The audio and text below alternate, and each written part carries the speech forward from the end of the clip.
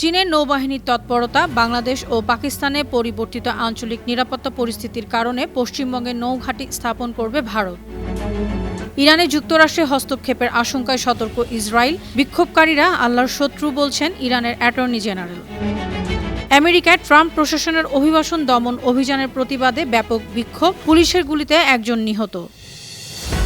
গাজার ফিলিস্তিনিদের সোমালিল্যান্ডে স্থানান্তরের পরিকল্পনা করছে ইসরায়েল, অভিযোগ সোমালিয়ার প্রতিরক্ষা মন্ত্রীর।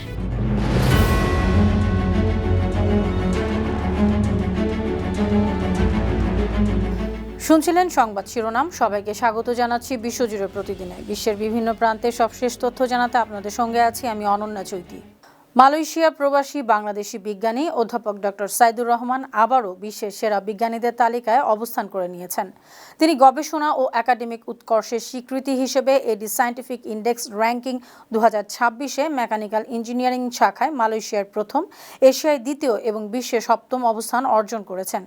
সম্প্রতি প্রকাশিত এডি সায়েন্টিফিক ইন্ডেক্স 2026 অনুযায়ী ইঞ্জিনিয়ারিং ও টেকনোলজি অথবা মেকানিক্যাল ইঞ্জিনিয়ারিং বিভাগে তালিকাভুক্ত বিশ্বের 33,371 জন বিজ্ঞানীর মধ্যে এ মর্যাদাপূর্ণ অবস্থানে আছেন তিনি। 2025 সালেও এই র্যাঙ্কিংয়ে তিনি বিশ্বের সপ্তম অবস্থানে ছিলেন। পশ্চিমবঙ্গের হলদিয়া নদীতে নৌঘাঁটি স্থাপন করবে ভারতীয় নৌবাহিনী। চীনের নৌবাহিনীর তৎপরতা এবং বাংলাদেশ ও পাকিস্তানে পরিবর্তিত আঞ্চলিক নিরাপত্তা পরিস্থিতির প্রেক্ষাপটে উত্তর বঙ্গোপসাগরে এ উদ্যোগ নেওয়া হয়েছে। ভারতের প্রতিরক্ষা সূত্রের বরাত দিয়ে ইন্ডিয়া টুডে জানিয়েছে, ঘাঁটিতে ছোট আকারের নৌযান মোতায়েন করা হবে। সেখানে ফার্স্ট ইন্টারসেপ্টর ক্রাফট এবং 300 টন ওজনের new water jet first attack craft মোতায়েন করা হবে।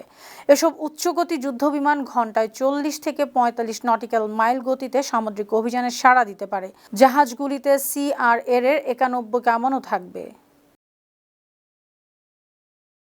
হিজাব পরা কোনো নারী একদিন ভারতের প্রধানমন্ত্রী হবেন। AIMIM প্রধান আসাদউদ্দিন ওয়াইসির এমন বক্তব্যে বাকবিতণ্ডায় জড়িয়েছেন আসামের মুখ্যমন্ত্রী হেমন্ত বিশ্ব শর্মা। হেমন্ত বলেছেন, হিন্দু জাতি ও হিন্দু সভ্যতার ভারতের প্রধানমন্ত্রী সবসময় একজন হিন্দুই হবেন। এ বিষয়ে বিজেপির একজন মুখপাত্র বলেছেন, AIMIM এ হিজাব পরা কোনো নারীকে নেতৃত্ব দিয়ে এমন স্বপ্ন দেখা উচিত। সম্প্রতি মহারাষ্ট্রের সোলাপুরে এক নির্বাচনী সভায় ওয়াইসি বলেছেন, হিজাব পরা কোনো নারী একদিন ভারতের প্রধানমন্ত্রী হবেন, এটি তার স্বপ্ন। ইরানের সরকার বিরোধী বিক্ষোভে উত্তেজনার মধ্যে যুক্তরাষ্ট্র হস্তক্ষেপ করতে পারে এমন আশঙ্কায় সতর্ক রয়েছে ইসরায়েল। গতকাল ফোন আলাপে ইসরায়েলের প্রধানমন্ত্রী বেনিয়ামিন নেতানিয়াহু ও যুক্তরাষ্ট্রের পররাষ্ট্রমন্ত্রী মার্কো রুবিও ইরানে যুক্তরাষ্ট্র হস্তক্ষেপের বিষয় নিয়ে আলোচনা করেছেন। একাধিক ইসরায়েলি সূত্রের বরাতে এ তথ্য জানা গেছে। মার্কিন প্রেসিডেন্ট ডোনাল্ড ট্রাম্প গত কয়েকদিনে একাধিকবার ইরানে হস্তক্ষেপের হুমকি দিয়েছেন। বিক্ষোভকারীদের বিরুদ্ধে বল প্রয়োগ না করতে তিনি ইরানের শাসকদের সতর্ক করেছেন। শনিবারও ট্রাম্প বলেছেন, যুক্তরাষ্ট্র ইরানে বিক্ষোভকারীদের সহায়তা করতে প্রস্তুত। ইরানে 2 সপ্তাহ ধরে চলমান বিক্ষোভের সীমারেখা টেনে দিয়ে রেড লাইন ঘোষণা করেছে দেশটির বিপ্লবী গার্ড বাহিনী IRGC। শনিবার ইরানের রাষ্ট্রীয় টেলিভিশনে এ ঘোষণা দিয়েছে সেনাবাহিনীর অভিজাত শাখাটি। IRGC জানিয়েছে, সন্ত্রাসীরা সামরিক ও আইন প্রয়োগকারী বাহিনীর ঘাঁটিগুলো দখলের চেষ্টা করছে। বেশ কয়েকজন নাগরিক ও নিরাপত্তা কর্মকর্তা কর্মীকে হত্যা করেছে। সরকারি সম্পত্তিতে অগ্নিসংযোগ করছে। শত্রুদের ষড়যন্ত্র সম্পূর্ণভাবে ব্যর্থ করে স্থায়ী নিরাপত্তা নিশ্চিত না করা পর্যন্ত ইরানের জনগণের পাশে থাকবে IRGC। এদিকে ইরানের অ্যাটর্নি জেনারেল মোহাম্মদ মোভাহেদি আজাদ বলেছেন, বিক্ষোভকারীদের আল্লাহর শত্রু হিসেবে গণ্য করা হবে। ইরানের আইনে এ অভিযোগের শাস্তি মৃত্যুদণ্ড। ইরানের রাষ্ট্রীয় টেলিভিশনে আরও বলা হয়েছে, দাঙ্গায় সহায়তাকারীরাও একই অভিযোগে অভিযুক্ত হবেন।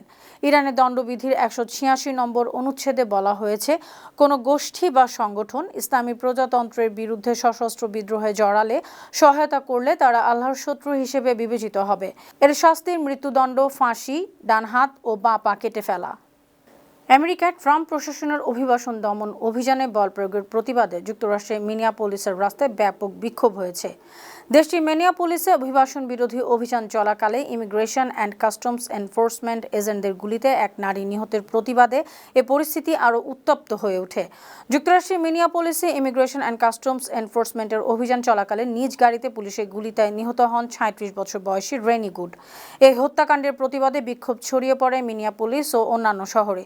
বিক্ষোভকারীরা জানিয়েছেন, প্রেসিডেন্ট ডোনাল্ড ট্রাম্পের গণনির্বাসনের প্রচেষ্টার বিরুদ্ধে আমেরিকায় 1000-এরও বেশি বিক্ষোভের আয়োজন করা হয়েছে। মিয়ানমারে সেনাবাহিনী তত্ত্বাবধানে রোববার দ্বিতীয় পর্যায়ের ভোট হয়েছে।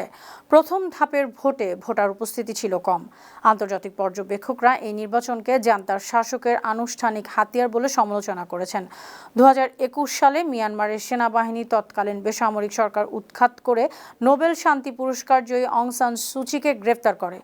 অভ্যুত্থানের পর সারা দেশে সংঘাত ছড়িয়ে পড়েছে। সুচির নেতৃত্বাধীন ন্যাশনাল লিগ ফর ডেমোক্রেসি 2020 সালের নির্বাচনে জয়ী হয়েছিল।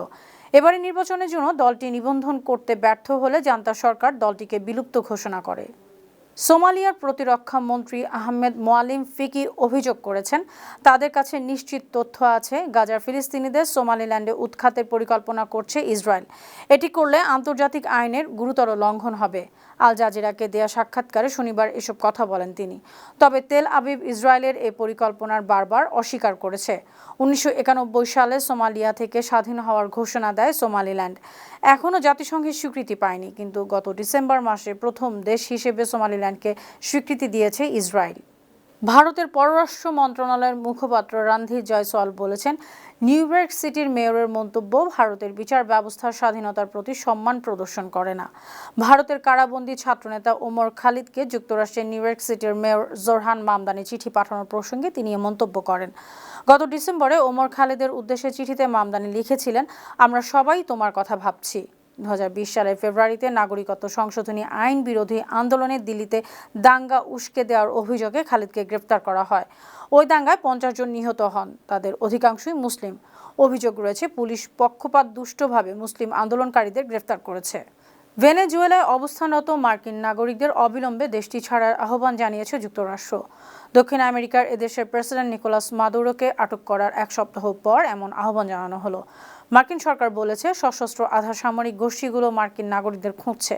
শনিবার নিরাপত্তা সতর্কতায় মার্কিন পররাষ্ট্র দপ্তর জানিয়েছে, সরকারপন্থী মিলিশিয়া কোলেকটিভোস এর সশস্ত্র সদস্যরা বিভিন্ন স্থানে সড়ক অবরোধ করছে, গাড়ি থামিয়ে তল্লাশি চালাচ্ছে।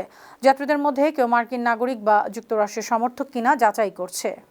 আমেরিকার মিসিসিপি অঙ্গরাজ্যের ক্লে কাউন্টিতে শুক্রবার শিশুসহ 6 জনকে গুলি করে হত্যার দায়ে দারিকা মুর নামে একজনকে গ্রেফতার করা হয়েছে। তদন্তকারীরা ধারণা করছেন, মুর প্রথমে তার বাবা, ভাই ও চাচাকে গুলি করে হত্যা করে। পরে এক আত্মীয়র বাড়িতে গিয়ে 7 বছর বয়সী শিশুকে যৌন নিপীড়নের চেষ্টা করে গুলি করে হত্যা করে। তারপর সাইলম গ্রিফিথ রোডের এক বাড়িতে ব্যারি ব্র্যাডলি ও স্যামুয়েল ব্র্যাডলি নামে আরও 2 জনকে হত্যা করে। শনিবার পর্যন্ত হত্যাকাণ্ডের কারণ জানাতে পারেনি পুলিশ। সুপ্রিয় দর্শক, এই ছিল আজকের বিশ্বজুড়ে প্রতিদিনের আয়োজনে। দেশ বিদেশের বিভিন্ন খবর নিয়ে আবার আপনাদের সামনে হাজির হব। সেই পর্যন্ত ভালো থাকুন, সুস্থ থাকুন, বায়ান্ন টিভির সঙ্গে থাকুন। ধন্যবাদ।